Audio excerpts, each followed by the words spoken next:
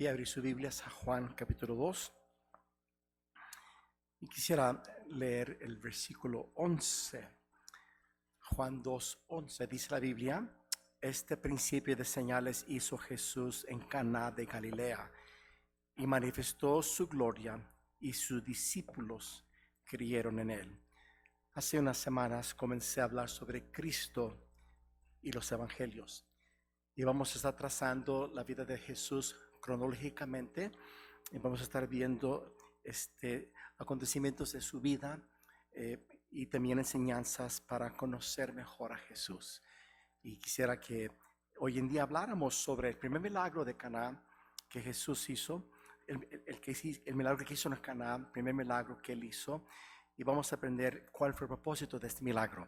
Pero vamos a orar. Todo gracias, Padre Celestial, porque tú nos has dado, Señor, tu palabra para conocerte. Señor, pido que tomes el control de mis pensamientos, de mi corazón, y también los hermanos que están aquí, y que sea de ayuda y bendición esta enseñanza de la vida de Jesús. Te lo pido, Cristo Jesús. Amén. Pueden sentarse. Mantenga su Biblia abierta en Juan 2, favor, en Juan 2.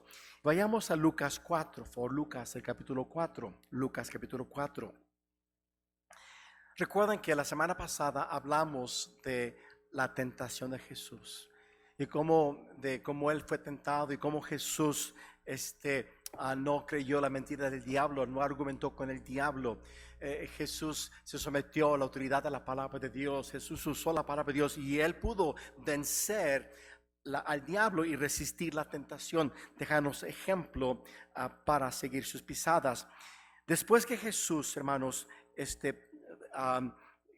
después que él fue tentado, note lo que dice la Biblia en Lucas 4, versículo 14, solamente trazando lo que sucedió. Dice versículo 14, dice: y Jesús volvió en el poder del Espíritu, ¿a dónde? A Galilea. Y dice versículo 16 allí, vino ¿a dónde? A Nazaret. Después que él fue tentado, Jesús, hermanos, regresó a Galilea, al norte de Israel, a Nazaret, donde él creció. Recuerda que él creció en Nazaret. Pero note conmigo Juan capítulo 2, regresemos a Juan capítulo 1. Notemos que antes que él se fue a Galilea, Jesús, hermanos, llamó o invitó a sus primeros discípulos a seguirle.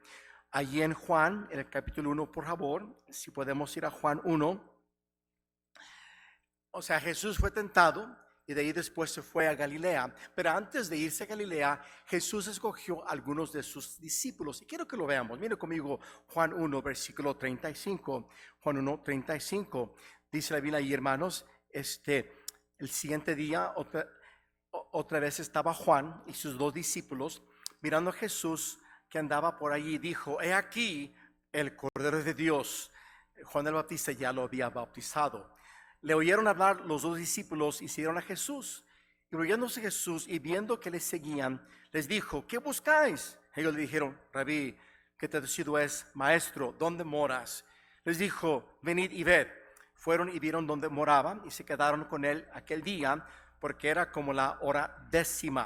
Andrés, hermano de Simón Pedro, era uno de los dos que habían oído a Juan y habían seguido a Jesús. Halló primero a su hermano Simón y le dijo: hemos hallado al Mesías, que es traducido el Cristo. Y le dijeron a Jesús. Mirándole Jesús dijo: tú eres Simón, hijo de Jonás, tú serás llamado Cefas, y quiere decir Pedro. Vemos aquí el comienzo, Jesús llamando a sus discípulos. Mira capítulo 1, versículo 43. El siguiente día quiso Jesús ir a Galilea, halló a Felipe y le dijo: sígueme. Y Felipe era de Bethsaida, la ciudad de Andrés y Pedro. Felipe halló ¿a quién? Natanael. Y dijo: hemos hallado aquel de quien escribió Moisés en la ley, así como los profetas, a Jesús, y el hijo de José de Nazaret. Note aquí, hermanos, aquí Jesús ya invitando a sus discípulos. Y Felipe halla a Natanael y lo lleva a Jesús. Todo cristiano debe de estar involucrado en llevar a gente a Jesús. Es un privilegio, hermanos, llevar a gente a Cristo, llevar a gente a los pies de Cristo. Fíjese, hace unos 15 días unas 2 semanas. En una casa fui a predicar el Evangelio y gracias a Dios que el hermano Osencio aceptó a Cristo. Falleció el día martes y tuvimos su funeral el día martes en la noche. Está con el Señor porque aceptó a Cristo. Ahí estaba una hija de él. Ella no entró a donde estaba yo hablando de Cristo, como que evadió, pero vino el siguiente domingo, el domingo pasado a la iglesia, fue salva, se bautizó. El funeral, cuando fui a predicar el funeral, ella estaba ahí con su Biblia. Cuando la conocí tenía piercings en su boca, en su nariz, y ya los piercings se los había quitado. Mañana vino y trajo a su esposo a la iglesia. ¿Cómo Dios empieza a obrar en mí? De verdad que sí, hermanos, es que no hay nada más hermoso de guiar a gente a conocer a Cristo. Y vemos, hermanos, que Jesús, después de llamar a estos primeros discípulos, note lo que dice, hermanos, allí capítulo 2, versículo 1, Él se fue a Galilea. 2:1. Al tercer día se hicieron unas bodas de Caná de Galilea y estaba allí la madre de Jesús. Ahora, Nazaret y Caná son pueblos pues cercanos el uno al otro. De hecho, hermanos, esos pueblos eran muy pequeños. Nazaret tenía como unos 400 a 500 habitantes. Caná, unos 200 y 300. Eran pequeños esos pueblos y todo el mundo se conocía. Y dice, hermanos, allí versículo 2, que Jesús, bueno, lo que dice versículo 2, fueron también invitados a las bodas Jesús y sus discípulos. Entonces vemos que estaba ya Jesús con su madre allá en Nazaret y fueron invitados a una boda en Caná, versículo 3. ¿Está conmigo, hermanos? Juan 2:3. Y faltando el vino, la madre de Jesús les dijo, no tienen vino. Jesús les dijo, ¿qué tienes conmigo, mujer? Aún no ha venido mi hora. Su madre dijo a los que servían, haced todo lo que os dijere. Estaban ahí 6 tinajas de piedra para agua, como el rito de la purificación de los judíos, en cada uno de las cuales cabían 2 o 3 cántaros. Jesús les dijo, llenad esas tinajas de agua, y las llenaron hasta arriba. Entonces les dijo, sacad ahora, llevadla al maestresala, y se lo llevaron. Cuando maestresala probó el agua hecho vino, sin saber él de dónde era, aunque lo sabían los sirvientes que habían sacado el agua, llamó al esposo y le dijo, todo hombre sirve primeramente el buen vino, y cuando ya han bebido mucho, entonces el inferior, más tú has reservado el buen vino hasta ahora. A los borrachos les encanta este milagro. Jesús convierte agua en vino. Pero antes de continuar con la enseñanza del milagro, porque hay una enseñanza muy hermosa en este milagro que Jesús hizo, y el propósito de este milagro es muy importante en estudiar la vida de Jesús. Pero hermanos, va contra mis pensamientos y mi conocimiento que tengo de la palabra de Dios creer que Jesús convirtió agua a vino que podía intoxicar. Entonces vamos a la Biblia, hermanos. Voy a darles algunas verdades bíblicas. Vino que embriaga es condenado en la palabra de Dios. Amén, pastor. Pero bueno, mire el libro de Habacuc. Mire el libro de Habacuc. Si usted abre a Mateo, va hacia atrás, Malaquías y Zacarías y Sofonías, y después antes de Sofonías está Habacuc. Habacuc capítulo 2. Hermanos, Cristo no les dio vino en esa boda para que la gente se emborrachara. No, porque iría contra lo que principios de la Biblia enseña. Mire Habacuc 2. Mira Habacuc 2. Versículo 15. Ay del que da beber a su prójimo. Ay de ti. Esa palabra ay que decir maldito. Ay de ti que le acercas tu hiel o bebida embriagante y embriagas para mirar su desnudez. O sea, embriagas a alguien cuando alguien se embriaga, hermanos, pues aún moralmente su moralidad la pierde muchas personas. ¿Está conmigo, hermanos? Pero fíjense, hermanos, que aquí hay una maldición para alguien que le da a un prójimo bebida que lo puede intoxicar. ¿Está conmigo? Va conmigo Proverbios 20. Va contra mi pensamiento y creo que va contra la enseñanza bíblica que el vino que Jesús dio en esa boda era o podía intoxicar a gente para que ellos tuvieran, pues sí, una fiesta mundana. Proverbios 20, ¿está conmigo, hermanos? Porque, mira, hermanos, no tengo tiempo de llevarte los pasajes que quisiera.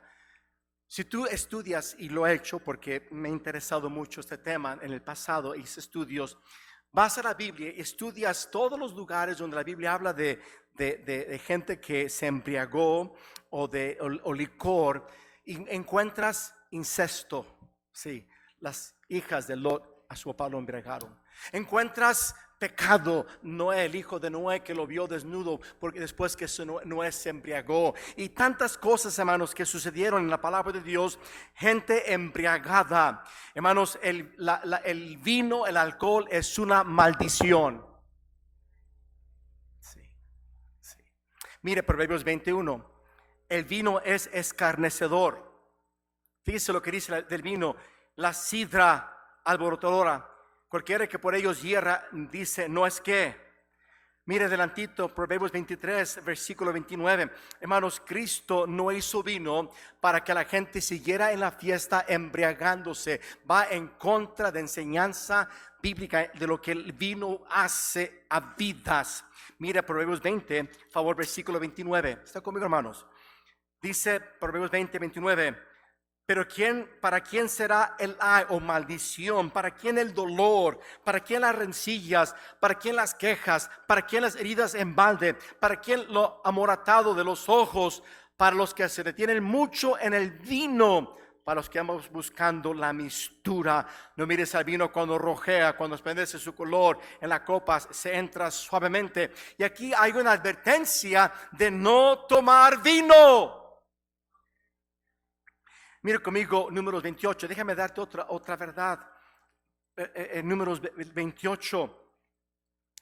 En los sacrificios del Antiguo Testamento, hermanos, todos los días, en la mañana y en la tarde, se hacía un holocausto. Tomaban un cordero, un animal, y lo ofrecían a Dios en holocausto mañana y tarde, como parte de esa ceremonia, ese sacrificio. Hermanos, tomaban vino y lo derribaban sobre el sacrificio. Note lo que dice allí en Números 28, versículo 6. Es holocausto continuo que fue ordenado en el monte Sinaí para olor grato, ofrenda encendida a Jehová. Esos holocaustos eran ofrenda a Jehová. Versículo 7. Y su libación, la cuarta parte de un hin.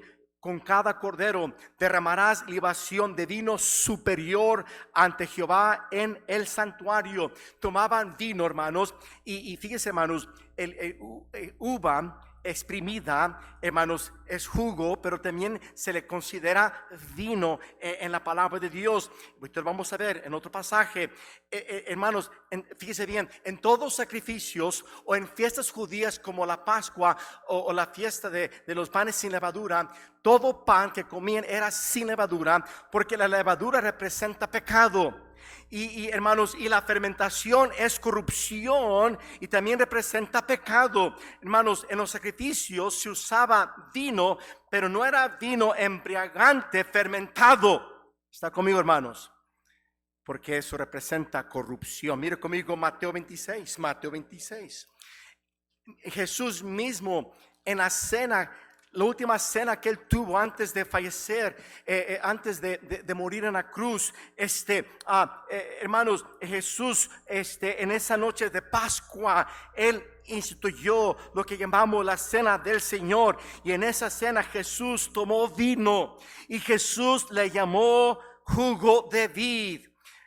Fíjese conmigo, Mateo 26, mira conmigo Mateo 26, porque el simbolismo de la cena es muy importante para entender el propósito de la cena.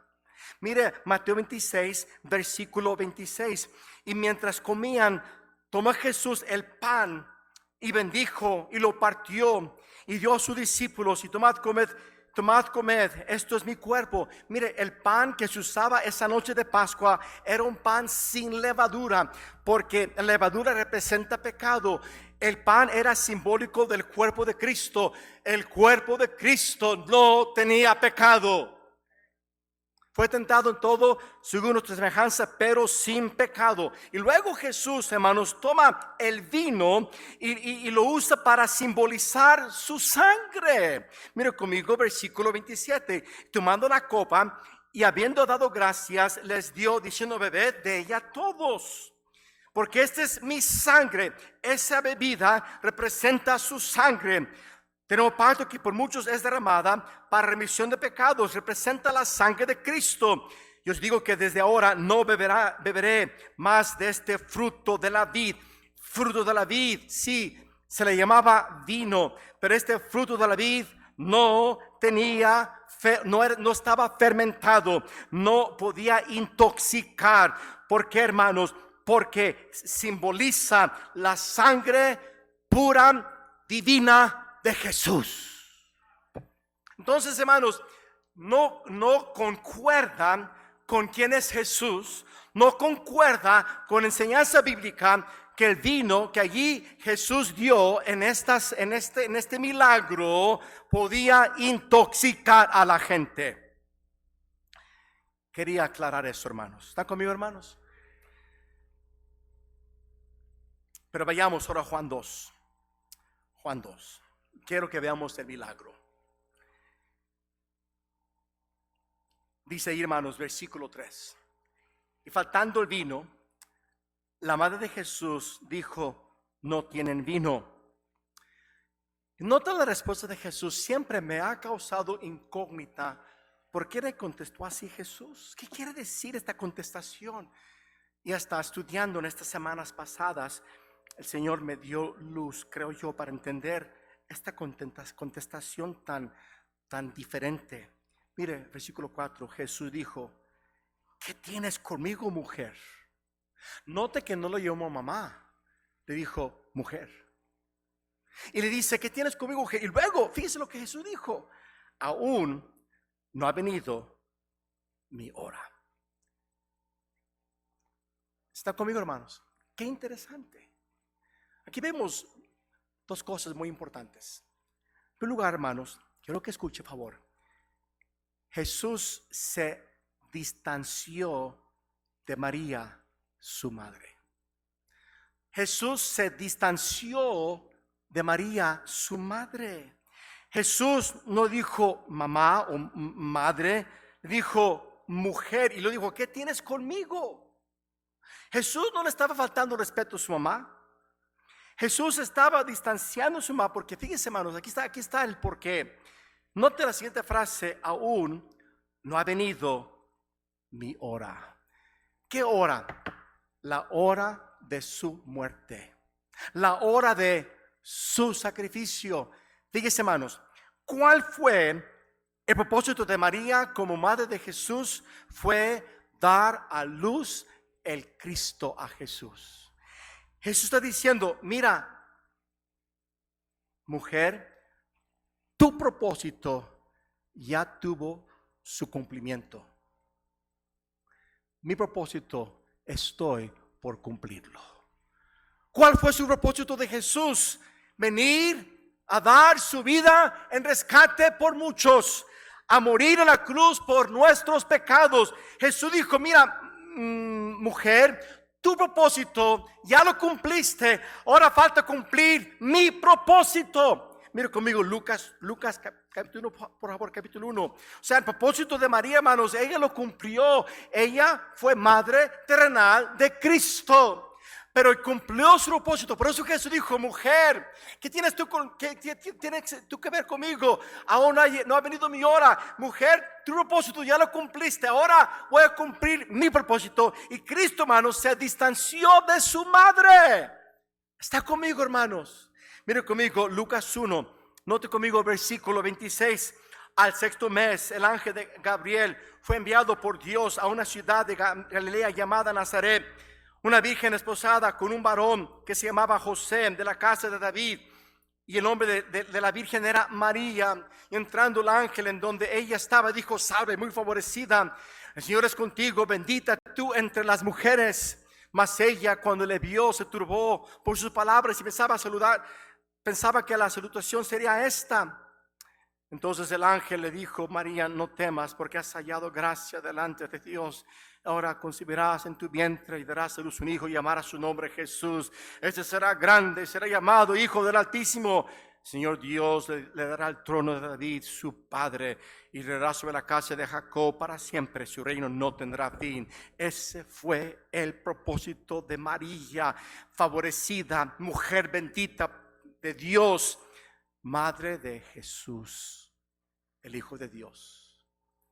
Pero su propósito tuvo un propósito, y su propósito, hermanos, se cumplió.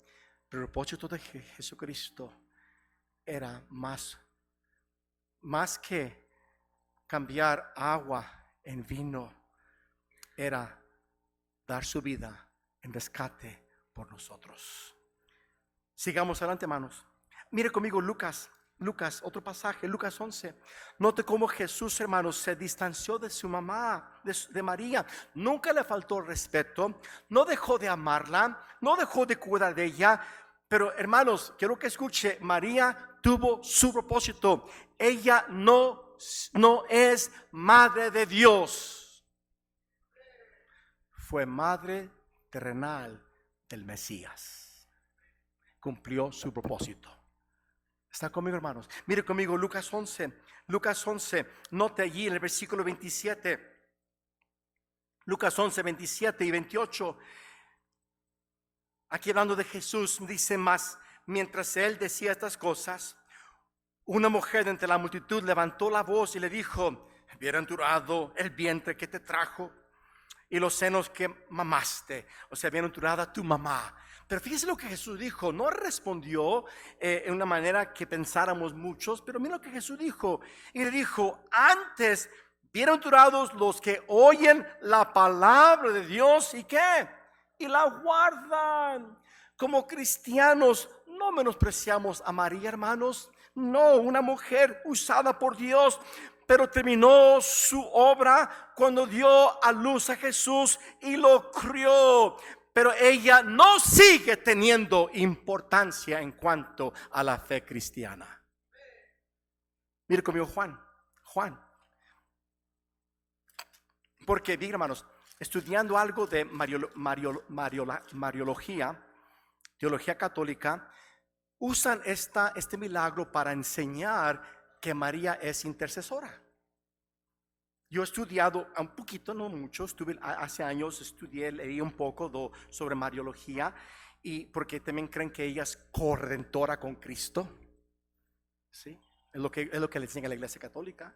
Pero fíjense aquí, hermanos, usan este pasaje para enseñar que María es la que intercede por nosotros. Dice allí, hermanos, en Juan 2, dice versículo 3, y faltando el vino, la madre de Jesús le dijo: no tienen vino.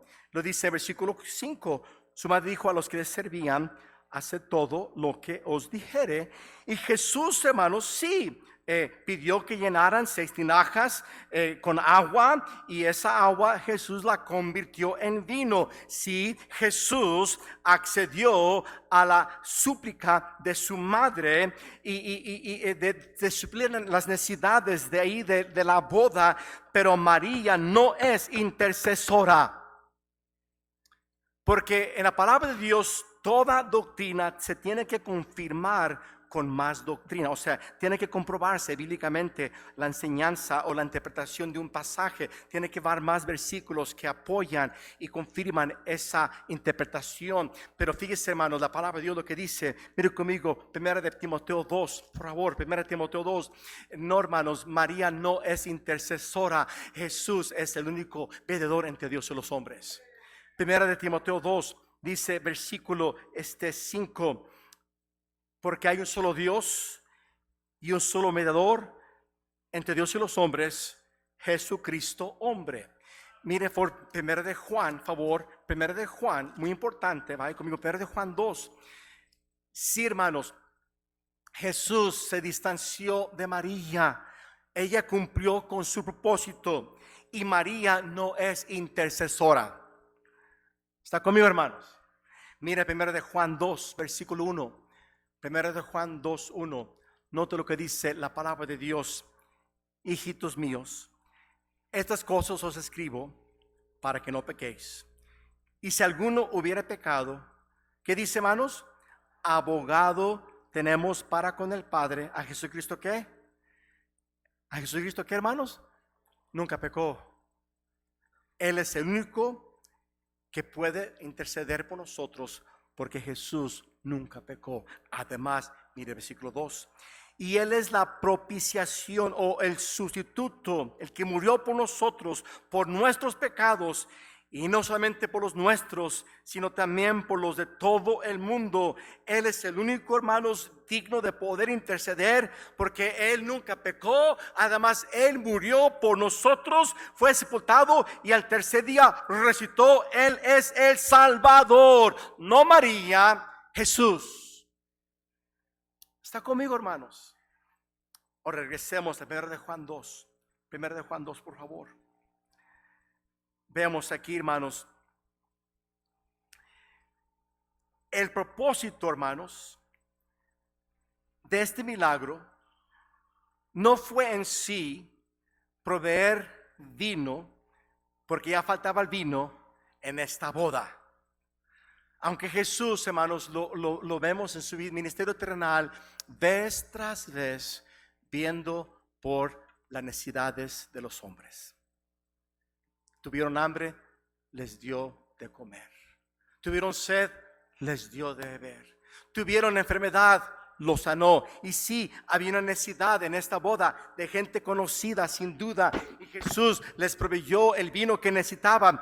Pero el propósito, hermanos, fue mucho más grande de hacer una señal, un milagro, nada más para proveer vino en esta boda. Note el versículo 11. Vemos aquí el propósito de este primer milagro de Jesús.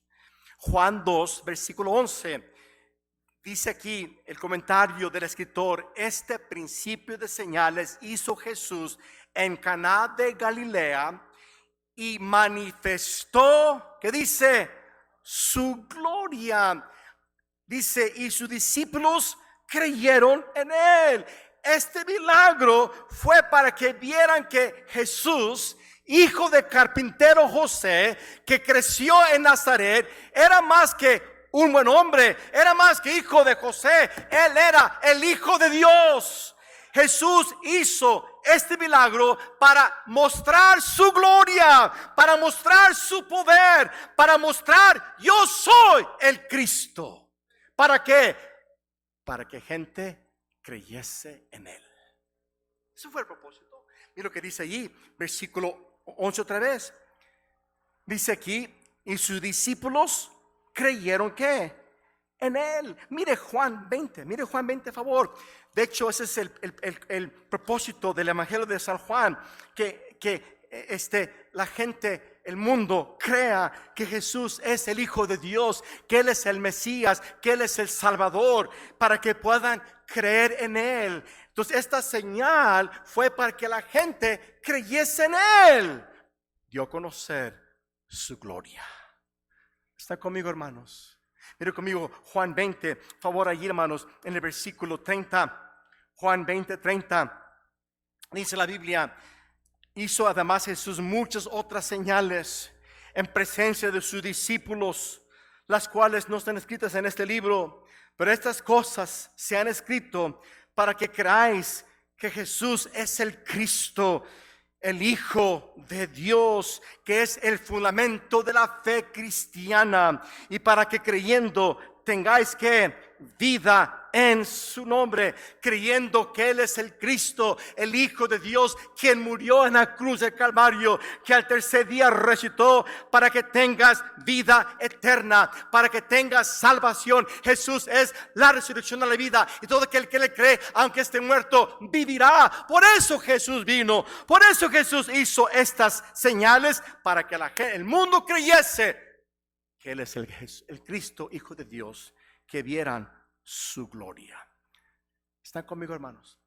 Por eso fue Jesús a Galilea, donde Él creció, donde la gente lo conocía, para que allí ellos entendieran que Él era el Hijo de Dios, el Cristo, y para que sus discípulos creyesen en Él. Quiero que escuche: Pero hay tres clases de personas aún sentadas aquí en esta iglesia. En primer lugar, lo que vimos ahí en Juan 2. Juan 2, mire Juan 2. Los que han creído en Jesús y son sus discípulos. ¿Está conmigo, hermanos? Hay tres clases de personas. En primer lugar, aquellos que han creído en Jesús y son sus discípulos. Mire Juan 2, por favor, versículo 11. Otra vez. Al final dice, y sus discípulos, ¿qué dice? Creyeron en él. Entonces, hermanos, aquí hay cristianos, no hay duda. Usted ha creído en Jesucristo y usted es un seguidor de Cristo. Usted se ha identificado con él. Usted le ama. Usted sigue sus pisadas. Usted busca honrarlo. Usted busca serle fiel. Usted busca que gente lo conozca. Usted ha estado dispuesto a tomar su cruz cada día y seguir en pos de Cristo, porque usted ha creído en Jesús. Para otro tipo de persona, mire Juan, favor, capítulo 12. Juan 12, favor. Juan 12, favor. Fíjese lo que dice Juan 12. Juan 12, versículo 37. Pero a pesar de que había hecho tantas señales, fíjese lo que dice aquí, porque dice la Biblia, hermanos, que hizo mucho más señales de las que están en récord bíblico. Dice, pero a pesar de que había hecho tantas señales delante de ellos, que dice, no creían en él. Aún hay gente aquí, hermanos, de veras la hay, porque yo no conozco, pero que ha conocido quién es Jesús, pero no han creído en él como su Señor y Salvador. Y fíjense, hermanos, ¿están conmigo, hermanos? Fíjense, el día del juicio no va a haber excusa, porque el que no cree ya es condenado. Por favor, quiero que mantenga su Biblia abierta en Juan 12. Por favor, mantenga su Biblia abierta en Juan 12. Mire conmigo, por favor, Juan capítulo 3. Juan capítulo 3, por favor. Juan 3. ¿Están conmigo, hermanos? Juan 3. Nota lo que dice ahí, hermanos, en el versículo 16. ¿Pudieran leerlo conmigo, hermanos, todos? ¿Todos listos? Porque de tal manera amó Dios al mundo, que ha dado a su Hijo unigénito, para que todo aquel que en él cree no se pierda, mas tenga vida eterna. Porque sigamos hasta el versículo 18. Porque no envió Dios a su Hijo al mundo para condenar el mundo, sino para que el mundo sea salvo por él. El que en él cree no es condenado, pero el que no cree ya ha sido condenado, porque no ha creído en el nombre de un unigénito, el Hijo de Dios. El que no cree ya ha sido condenado. Y no habrá ninguna excusa el día que estés delante de Dios si tú rehusas creer. Y no es religión, es fe en Jesús, el Hijo de Dios. Es fe en él como Salvador tuyo, lo que salva. Pero hay mucha gente, hermanos, que aún habiendo visto a él obrar, escuchando el evangelio, no creen. Pero sigamos adelante, hermanos. Juan 12. Juan 12, muy importante, hermanos. Síganme, por favor. Hay tres clases de personas: aquellos que creen en Jesucristo y son sus discípulos. Aquellos que no creen, aunque se les ha manifestado, no creen. Pero note aquí, hermanos, no te me pierdas esto. Mire Juan 12, 42. Con todo eso, aún de los gobernadores, note lo que dice, muchos que dice, sí, creen en él, pero a causa de los fariseos, que dice, no le confesaban para no ser expulsados de la sinagoga. Eran creyentes a secreto. Versículo 43, porque amaban más la gloria de los hombres que la gloria de Dios. Entonces hay gente, hermanos, aún aquí sentada. Pastor, ¿me estás juzgando? No, yo no sé quiénes son. Pero hay gente aquí que tú has creído en Jesús como tu Salvador, pero no eres su discípulo.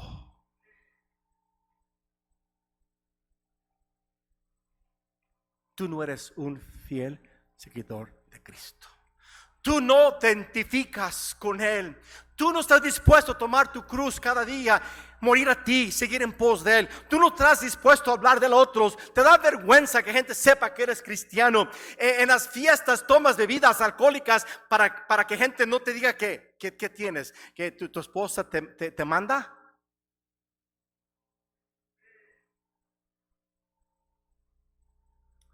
Tú has creído en Jesucristo, pero no te quieres identificar como su discípulo, porque amas más del mundo, de los amigos, que identificarte con tu Salvador. Y sabes qué, hermano, quiero que me escuchen, pero cuando tú como creyente has entendido lo que Él hizo por ti, lo que Él pagó en la cruz, y como Él, siendo hijo de Dios, fue avergonzado, desnudado, fue torturado, fue crucificado, y lo que Él padeció por ti, y tú no estás dispuesto a ser su fiel seguidor, porque tienes pena de que te llamen cristiano. Mira Hebreos 13. Hermano querido, sí, hay aquellos que han creído y son sus discípulos, son su fiel seguidor. Hay aquellos que no creen, están condenados. Y si mueren en incredulidad, hermanos, tendrán pena eterna, una eternidad sin Dios en el infierno.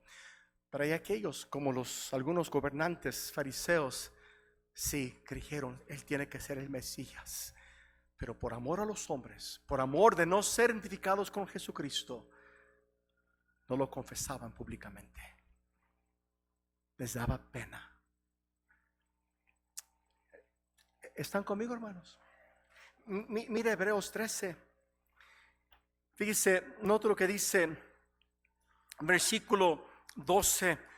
Por lo cual también Jesús, para santificar al pueblo mediante su propia sangre, padeció fuera de la puerta, o sea, fuera de la puerta de la ciudad, fuera del campamento. Allá fuera del campamento tomaban las pieles de los sacrificios y las entrañas que no usaban y las quemaban afuera del campamento. Allá es donde estaban las prostitutas. Fuera del campamento es donde estaba la basura, estaba lo vil, lo peor, el estiércol, fuera del campamento. Y Jesús dice ahí, hermanos, que Él padeció fuera del campamento. Él estuvo dispuesto a ser avergonzado. ¿Me está escuchando, hermano querido? Donde estaba lo vil, lo menospreciado. Y nota lo que dice versículo 13. Lo dice aquí el escritor: salgamos pues a Él fuera del campamento, llevando su vituperio. Oh, sal de tu área de comodidad, sal de tu área de egoísmo y soberbia, que te importa más lo que la gente dice y piense de ti, de ser un fiel seguidor de Cristo. Y está dispuesto a llevar su deshonra. Realmente, hermanos, realmente es fácil entre cristianos decir soy seguidor de Cristo, pero con la gente que no conoce a Cristo, ahí es donde realmente vale la pena, donde realmente se prueba si tú eres un fiel discípulo de Cristo. Dicen aleluya, ahí viene el aleluya.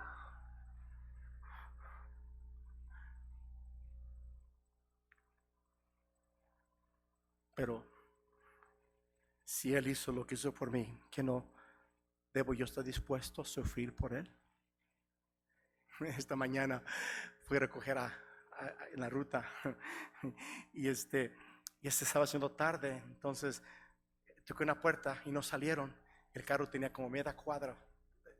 Entonces me fui corriendo y que me siguen 3 perros. Me tuve que literalmente voltear y aventar uno así. No me mordió, no sé por qué me mordió, pero lo aventé porque iba tras mí. Metí al carro y dije, ay, joder, ya llegué. Me sentí como un niño chiquito. Me siguieron perros esta mañana. Pero, hermanos, es por traer gente a la iglesia. Amén. No pasa nada. No pasa nada. Pero bueno, hermanos, eso no es sufrir, esos juguetes, eso es jugar. Pero bueno. Pero hermanos queridos, ¿qué clase de creyente eres tú?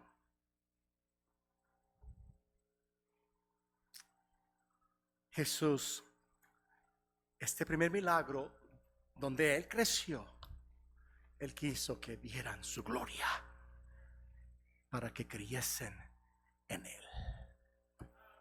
Padre, bendito sea tu nombre, glorificado este día. Bendice, Señor, mis hermanos. Pido que seamos seguidores de Jesús, discípulos de Cristo, porque hemos creído